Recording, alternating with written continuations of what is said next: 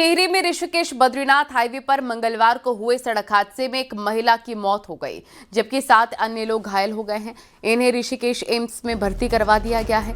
बताया जा रहा है कि एक्सीडेंट तब हुआ जब ड्राइवर को झपकी आ गई थी। इसमें गाड़ी सरिये से लदे ट्रक से जा भिड़ी। रेस्क्यू के लिए आई एसडीआरएफ की टीम को घायलों को गाड़ी से निकालने के लिए आयरन कटर का सहारा लेना पड़ा।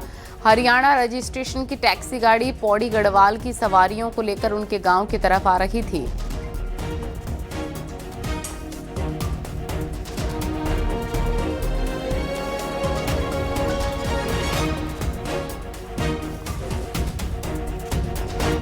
देहरादून के निम्मी रोड की आजाद कॉलोनी स्थित महात्मा गांधी गांव में उस वक्त माहौल गर्मा गया जब नगर निगम की टीम जेसीबी के साथ पहुंची। टीम ने इलाके में बने सामुदायिक भवन, स्कूल, सुलभ शौचालय और पानी के लिए तैयार नलकूप को हटाने की कार्रवाई शुरू कर दी। नगर निगम का कहना है कि ये निर्माण फ्लड जोन में आते हैं और एनजीटी के आदेशों के तहत इन्हें हटाया जा रहा है, लेकिन कार्रवाई शुरू होते ही स्थानीय लोग बड़ी संख्या में मौजूद हो गए। मौके पर विरोध प्रदर्शन शुरू कर दिया। हंगामे की सूचना पर कांग्रेस के पूर्व विधायक भी पहुंचे। लोगों का कहना है कि जिन निर्माणों को हटाया जा रहा है वे करीब 3 दशक से यहां पर मौजूद हैं। ऐसे में अचानक से उन्हें फ्लड जोन बताकर हटाना गलत है। वहीं विरोध के चलते फिलहाल नगर निगम ने अपनी कार्रवाई रोक दी है। उत्तर प्रदेश में तिवारी जी मुख्यमंत्री थे, उस समय का बना हुआ है और विजय मोहन मोनियाल पार्षद थे। उन्होंने वहाँ से ला करके पैसा और यहाँ लगाया और ये सभी सुविधाएं दी। आपका सड़क, बिजली, पानी, सीवर सभी उन्हीं के समय का बना हुआ है।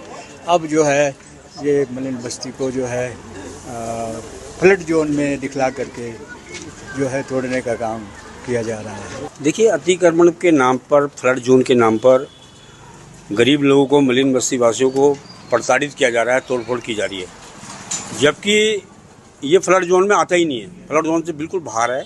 अगर नदी भी है तो नदी 200 मीटर दूरी पर है इसकी।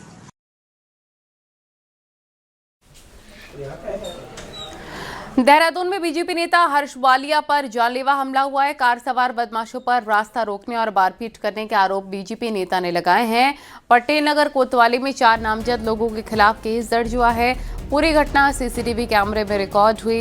पुलिस मामले की जांच कर रही है।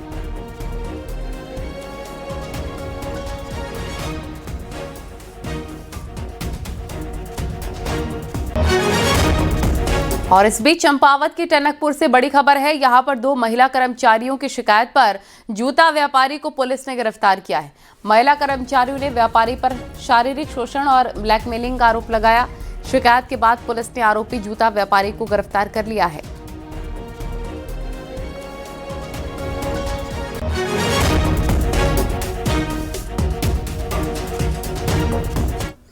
उधम सिंह नगर से चौंकाने वाला खुलासा हुआ है। दिनेशपुर में आयुर्वेदिक इलाज के नाम पर लोगों की सेहत से खिलवाड़ किया जा रहा था। खास बात यह है कि फर्जीवाड़े का भंडाफोड़ खुद एसडीएम ने मरीज बनकर किया।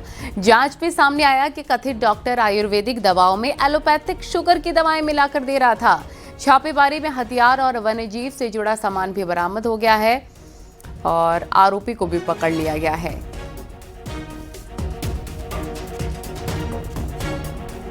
मौके पर आप देख सकते हैं कि एक कारखाना टाइप का इन्होंने लगा रखा है, जिसमें बहुत सारी इनके द्वारा ये दवाएं बनाई जा रही हैं और इसके पैकेट यहाँ देखे गए। और इसके साथ ही इसमें जो एलोपैथिक दवाएं हैं, 60,000 के लगभग हमको एलोपैथिक दवाएं यहाँ पर मिली हैं, जो शुगर की दवा है। और विटामिन डी के काफ़ी बहुत अधिक मात्रा में विटामिन डी की जो टैबलेट्स हैं वो बरामद हुई हैं। और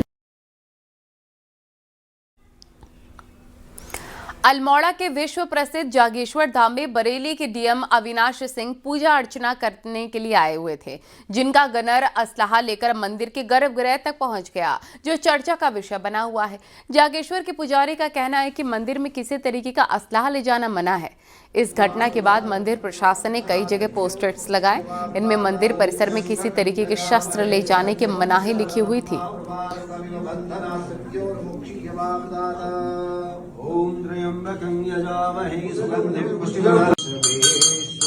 जागेश्वर मंदिर में आज एक जानकारी सामने आई थी कि यहाँ पर कोई अधिकारी हैं, वो मंदिर के अंदर उनका गनर असला लेके गया था। ये जानकारी अभी संज्ञान में आया है, लेकिन इसमें ध्यान देने की बात यह है कि यहाँ पर ASI ने कहीं भी कोई ऐसा चेतावनी बोर्ड चस्पा नहीं किया था जिससे लोग जागरूक हों या लोग को यहाँ की नियमावली पता हो।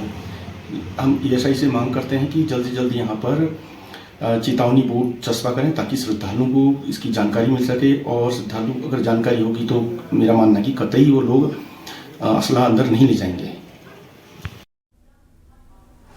सीएम पुष्कर सिंह धामी ने देहरादून मसूरी मार्ग का निरीक्षण किया है। मुख्यमंत्री ने क्षतिग्रस्त पुल निर्माण काम का जायजा लिया। इस दौरान सीएम धामी ने ट्रैफिक व्यवस्थाओं की समीक्षा भी की है। वहीं सीएम धामी ने अधिकारियों को सख्त निर्देश दिए हैं, समय पर और गुणवत्ता से सभी काम पूरे हों। पर्यटकों की सुविधा पर सरकार का पूरा जोर है।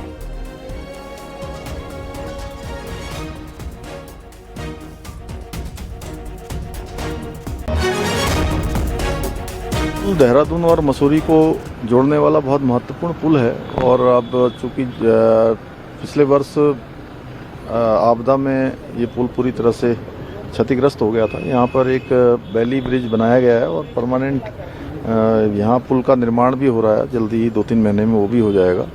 इस समय चूँकि ये टूरिस्ट सीजन है और बड़ी संख्या में पर्यटक आते हैं, देश दुनिया के लोग यहाँ आते हैं, उनको आने जाने में कोई असुविधा न हो, ज़्यादा जाम का सामना न करना पड़े, आम लोगों को भी जाम का सामना न करना पड़े, इसलिए इन सब कामों को त्वरित गति से करना है, जल्दी करने के निर्देश दिए गए हैं। यात्राएं शुरू हो रही हैं तो सभी जगह अच्छी सड़कें बने, ये हमारी प्राथमिकता है। BRO के पास भी बहुत सारी सड़कें हैं। BRO को भी कहा गया है कि BRO भी विशेष रूप से उन सड़कों की मरम्मत का काम जल्दी से जल्दी करे, जिससे कि इस सीजन में लोगों को परेशानी न हो।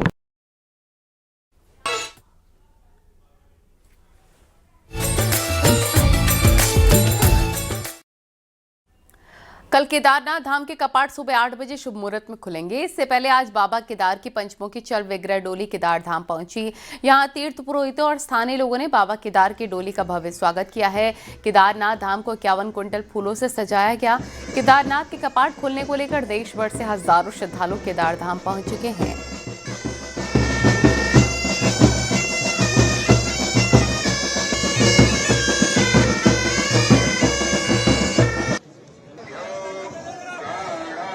हुए हैं बाबा केदार के दर्शन करने के लिए। कल शुभ मुहूर्त में सुबह 8 बजे कपाट खुल जाएंगे बाबा केदार के, और उनकी डोली का कैसे भव्य स्वागत हुआ है वो भी आप देख सकते हैं। हजारों की तादाद में श्रद्धालु केदारनाथ धाम में मौजूद हैं।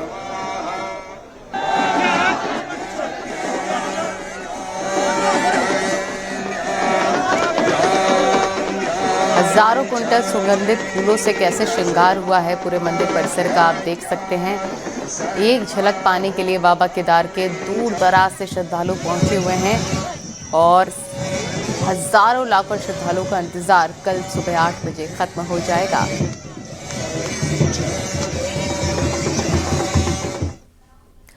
तो बाबा केदार के कपाट खोलने का काउंटडाउन शुरू हो चुका है। कल सुबह भक्तों का 6 महीने का इंतजार खत्म हो जाएगा और भोले बाबा के भक्त केदारनाथ के दर्शन कर पाएंगे। इसी से जुड़ी आपको स्पेशल रिपोर्ट दिखाते हैं।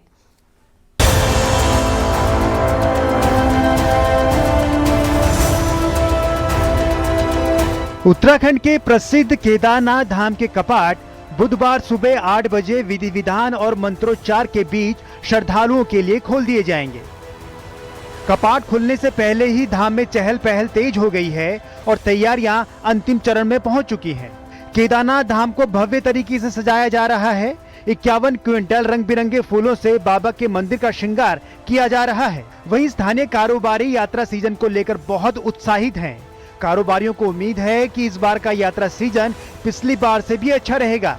कारोबारी धाम के रास्ते में बर्फ के ग्लेशियरों के बीच अपने जरूरी सामान को किसी तरह धाम पहुंचा रहे हैं, ताकि यात्रा शुरू होते ही श्रद्धालुओं को किसी तरह की असुविधा ना हो। कठिन परिस्थितियों के बावजूद उनकी तैयारियां जोरों पर हैं। मंदिर के कपाट खुलने के साथ ही अगले 6 महीनों तक ये धाम श्रद्धालुओं के लिए खुला रहेगा। प्रशासन और मंदिर समिति द्वारा व्यवस्थाओं को दुरुस्त करने का काम लगातार जारी है। हालांकि इस साल देर तक हुई बर्फबारी के चलते अभी कई जगहों पर बर्फ हटाने का काम भी चल रहा है। यात्रा मार्ग को सुगम बनाने के लिए मशीनों और मजदूरों की मदद ली जा रही है, ताकि श्रद्धालु सुरक्षित रूप से बाबा केदार के दर्शन कर सकें। इसके साथ ही प्रशासन ने स्वास्थ्य सेवाओं और सुरक्षा व्यवस्थाओं को लेकर भी खास इंतजाम किए हैं। आपदा प्रबंधन टीमें और पुलिस बल तैनात किए जा चुके हैं, जबकि चिकित्सा शिविर भी स्थापित किए जा चुके हैं।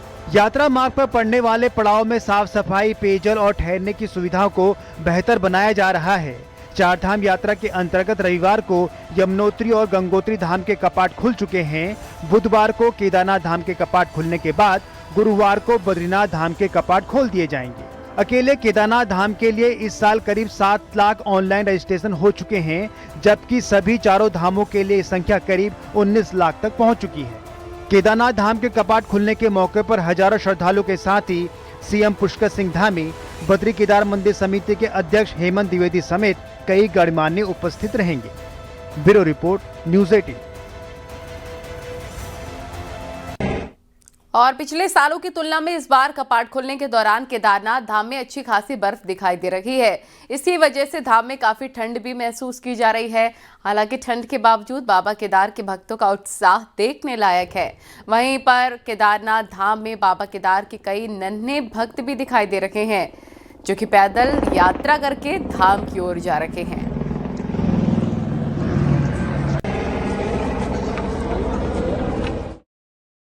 अभी हम केदारनाथ धाम से लगभग 1 किलोमीटर पीछे हैं और ये जो जहाँ पे हम खड़े हैं ये बेस कैंप है और इस मेरे ठीक पीछे आप देख सकते हैं यहाँ पर इस बार काफी बर्फबारी देखने को मिल रही, क्योंकि मार्च माह लास्ट तक भी यहाँ पे काफी बर्फबारी हुई थी और अप्रैल माह फर्स्ट में भी। और इस बार जो पिछले साल की बात करें तो इस बार काफी बर्फबारी है और लगभग यहाँ से छोटी लिंचौली है, बड़ी लिंचौली से लगभग केदारनाथ से और 4 से 5 किलोमीटर के नीचे दायरे तक यहाँ पे बर्फबारी है। इससे ठंड भी काफी यहाँ पे है। लेकिन सबसे बड़ी बात यह है कि अब जो श्रद्धालु हैं वो कल केदारनाथ धाम के कपाट खुलने हैं और अब धीरे धीरे जैसे साएं होती जा रही वैसे वैसे श्रद्धालुओं की जो भीड़ है वो उमड़ती जा रही केदारनाथ धाम के लिए।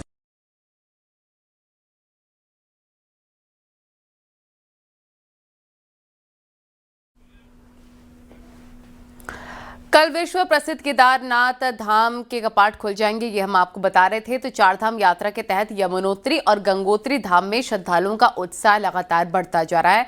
यात्रा के पहले 2 दिन में ही बड़ी संख्या में तीर्थ यात्रियों ने दोनों धामों में दर्शन किए। यमुनोत्री धाम में 12,000 से ज्यादा, जबकि गंगोत्री धाम में 6,000 से ज्यादा तीर्थ यात्री पहुंचे और इस तरह दोनों धामों में अब तक कुल 19,000 से ज्यादा श्रद्धालु दर्शन कर चुके हैं। आस्था और भक्ति से सराबोर इस यात्रा में श्रद्धालुओं का उत्साह देखते ही बन रहा है। वे अपने गंतव्य की तरफ प्रस्थान करें, अपने सामान की स्वयं रक्षा करें। दूसरे दिन काफ़ी संख्या में यहाँ पर श्रद्धालु यात्री महानुभाव दर्शन के लिए पहुँच रहे हैं। माँ भगवती गंगा जी में स्नान करके अपने पूजा पाठ, पितरों का तर्पण इत्यादि करने के उपरांत माँ भगवती गंगे के दर्शन हेतु मंदिर में प्रवेश कर रहे हैं और आशा है कि आगे भी काफ़ी संख्या में श्रद्धालु यात्री महानुभाव गंगोत्री धाम पहुँचेंगे। माँ भगवती गंगे सबके शुभ संकल्प और मनोरथ पूर्ण करे। जय माँ गंगे, हर हर गंगे।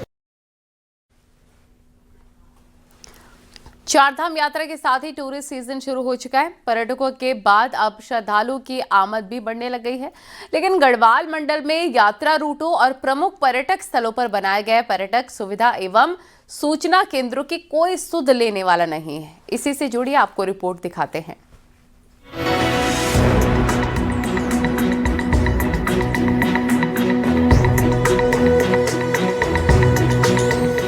ये पर्यटक सुविधा केंद्र है सहस्त्रधारा। साल 2005 में तत्कालीन पर्यटन मंत्री टीपीएस रावत ने इसका लोकार्पण किया था।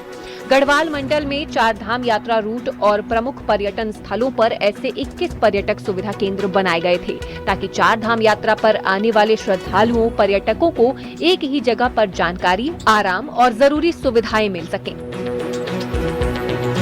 यहाँ मार्ग, मौसम और आसपास के पर्यटन स्थलों की जानकारी देने के साथ ही शौचालय, बैठने की व्यवस्था और हल्के नाश्ते की सुविधा भी प्रस्तावित थी, लेकिन विभागीय लापरवाही के चलते आज ये पर्यटक सुविधा केंद्र खंडहर बने हुए हैं। हैरानी की बात यह है कि 21 में से मात्र 5 सुविधा केंद्र इस समय चालू है। मैं अभी सहस्त्रधारा में हूँ। ये सहस्त्रधारा का पर्यटक सुविधा केंद्र है।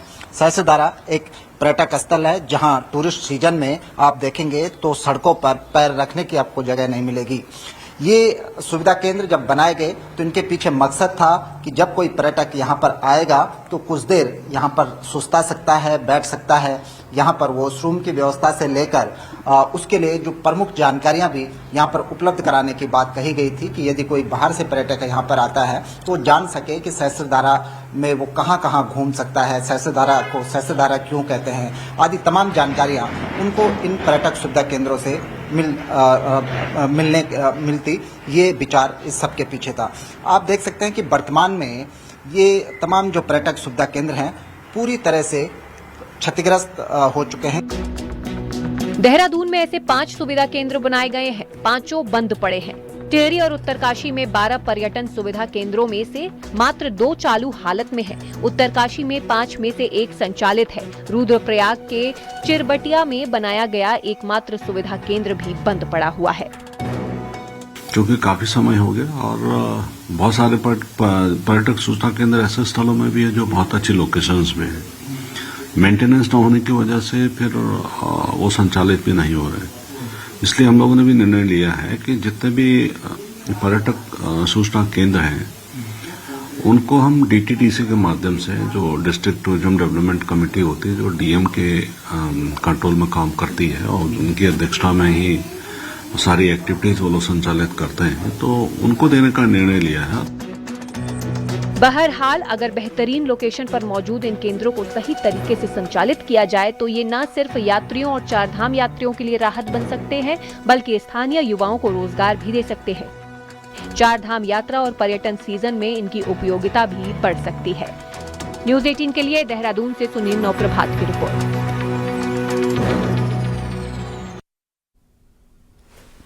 बीजेपी के पूर्व उपाध्यक्ष और राज्यसभा सांसद रहे बलबीर पुंज की अस्थियां हरिद्वार में गंगा घाट पर विसर्जित की गई।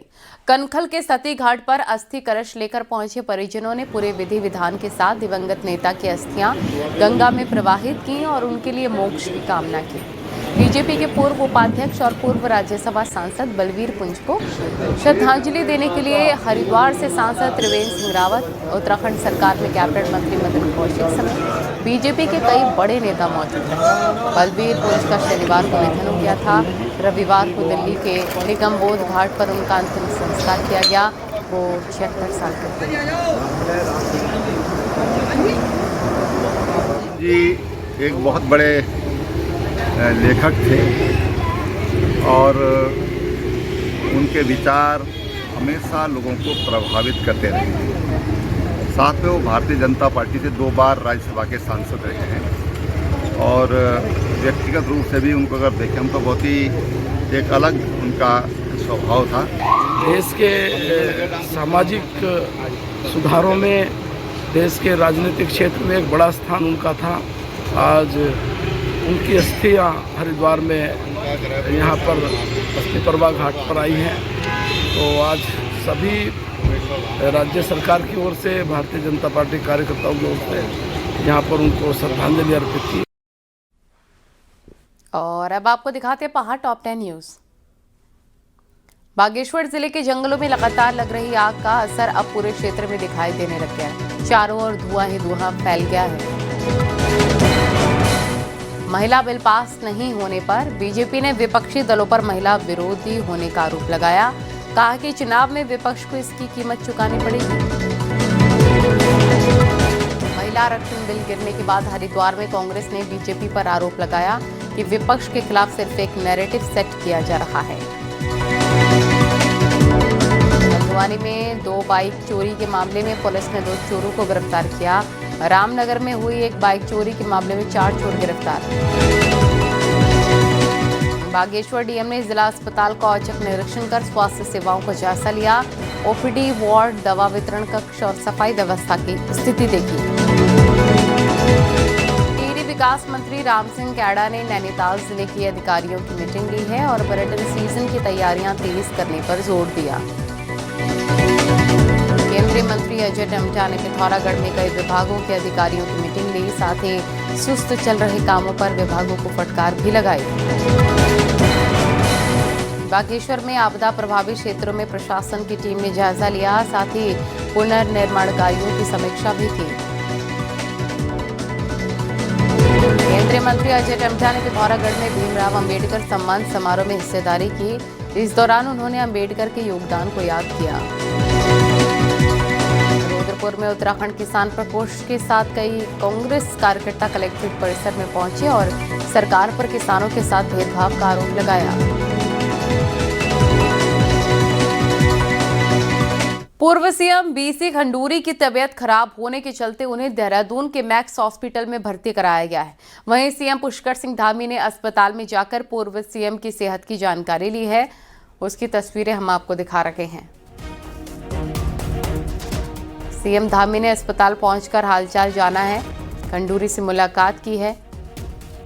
और आपको बता दें कि पूर्व सीएम बीसी खंडूरी की तबीयत खराब हो गई थी अचानक से ही और उन्हें देहरादून के मैक्स हॉस्पिटल में एडमिट कराया गया था।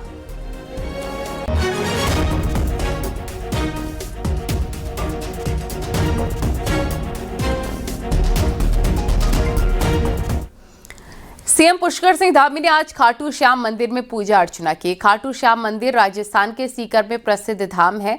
सीएम धामी ने मंदिर में पूजा कर प्रदेशवासियों की खुशहाली की कामना की है। श्याम प्यारे की जय। बाबा श्याम का बहुत पवित्र स्थान है, बहुत आसपास वो एक और एनआई का भी रहेगा।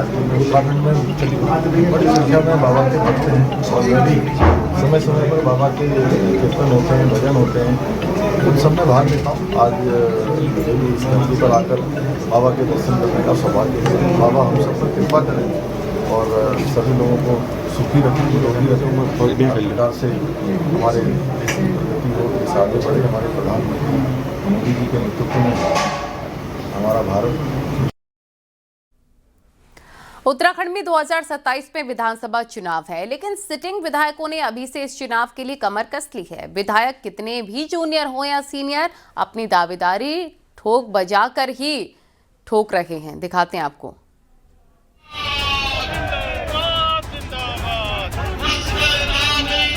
उत्तराखंड में 2027 का विधानसभा चुनाव हर दिन गुजरने के साथ नजदीक आ रहा है। ऐसे में सिटिंग विधायकों की धड़कनें भी धक धक कर रही हैं और वो चुनाव को लेकर अभी से अपने तेवर साफ करने लगे हैं। उत्तराखंड बीजेपी के सबसे वरिष्ठ विधायक बंशीधर भगत तो अभी खुद को जवान बता रहे हैं। वहीं दूसरी तरफ कैबिनेट मंत्री गणेश जोशी भी खुद को 68 का बताकर मैदान छोड़ने को तैयार नहीं।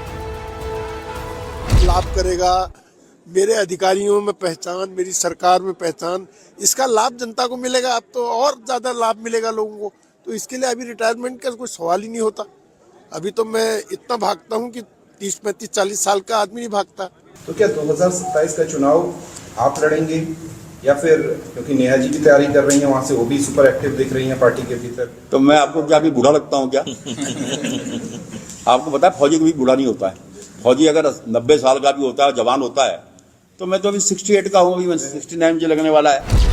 जाहिर है सिटिंग विधायक उम्रदराज हो या जवान, हर कोई अपनी तैयारी का दावा कर रहा है। लेकिन खास बात यह है कि दूसरी पंक्ति के नेता इन विधायकों के साम्राज्य को खुली चुनौती दे रहे हैं। लेकिन इसके बावजूद विधायकों को भरोसा है कि टिकट उनका होकर रहेगा। तैयारी को अगर मैं कहूँ तो इतनी प्रबल अच्छी तैयारी जो है विगत जो, क्योंकि कई 40, 50 साल से जो कार्य लालको विधानसभा नहीं हो पाए थे वो हमने इन 4 सालों में करवाए हैं। तो निश्चित रूप से हमारी तैयारी बहुत अच्छी है और आगे भी सब अच्छा ही होगा। हाँ, नहीं बिल्कुल लड़ूंगी चुनाव। मैं देखिए सिटिंग विधायक भी हूँ, तो ये है कि बिल्कुल लड़ूंगी। साफ है विधायकों को अपने काम पर भरोसा है, लेकिन इन्हें भी पता है कि पार्टी में दूसरी तीसरी पंक्ति के नेता उनकी कुर्सी सरका कर खुद उसमें बैठने को बेताब है। इसलिए विधायक जी समय रहते जनता का दिल जीतने में लगे हैं। हल्द्वानी से न्यूज़ 18 के लिए शैलेंद्र नेगी की रिपोर्ट।